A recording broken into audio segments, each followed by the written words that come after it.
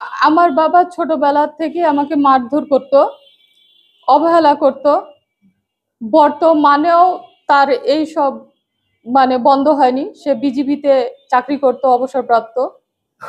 তো বিজিবিতে সুযোগ সুবিধা পাবে বলে আমাকে ওখানে শো করে সুযোগ সুবিধাগুলো, এবং তা সে ভোগ করে।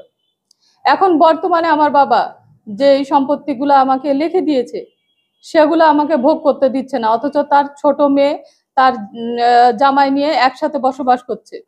মিথ্যা ওখানে আদালতে বলেছে যে তারা ষড়যন্ত্র করছে, হ্যান করছে, ত্যান করছে, এইসব বলেছে।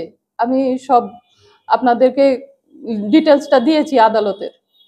তো এখন বর্তমানে আমি চাচ্ছি একটু শান্তি, একটু বাঁচতে চাচ্ছি, বাঁচার মতো বাঁচতে চাচ্ছি।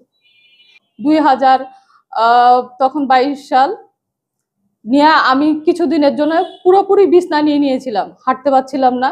আমার ছোট মামা ঢাকা থেকে আয়সা দেখে যে আমি হাঁটতে পারি না। তখন স্পষ্ট হয়ে যায় যে আমাকে মাইরা ফেলার তারা একটা পুরোপুরি পরিকল্পনা করছে। আমি যদি মারা যায়, যেহেতু 22 সালে আমার আব্বা আমাকে সম্পত্তি লিখে দিয়েছে, আমার খুব মাথা ব্যথা করছিল। ওই উসিলায় তারা ভুল ডাক্তার কাছে, সঠিক ডাক্তার কাছে নিয়ে গেছে, কিন্তু যেভাবে হোক ভুল ওষুধ নিয়েছে, নিয়ে আমাকে মাইরা ফেলার একটা প্ল্যান প্রোগ্রাম তারা করেই নিয়েছিল, যেখানে আমি হাঁটতে পারছিলাম না। আমার মামা ওষুধ দিয়ে দেখে এগুলা তো ব্রেন স্ট্রোকের রুগীর ওষুধ, ও খাইলেও বাঁচবে কিভাবে, ও ও তো এই জন্য এভাবে ডিপ্রেশনে চলে যাচ্ছে। আমার বাপ এবং বোন, জামাই, ওর ফুল ফ্যামিলি, এবং আমার বাবাও চাচ্ছে আমি যাতে আর দুনিয়াতে না থাকি।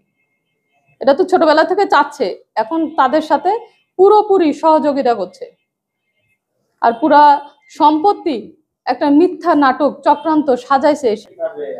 আগে মোটামুটি আমি চলাফেরা করতে পারতাম, একাই চলাফেরা করতে পারতাম, কিন্তু ওই যে শারীরিক নির্যাতন করতে করতে করতে করতে এখন আমার এমন অবস্থা যে আমি হাত ধরা ছাড়া এক পাও ভাইয়া চলতে পারি না, আমার দ্বারা সম্ভব হয় না।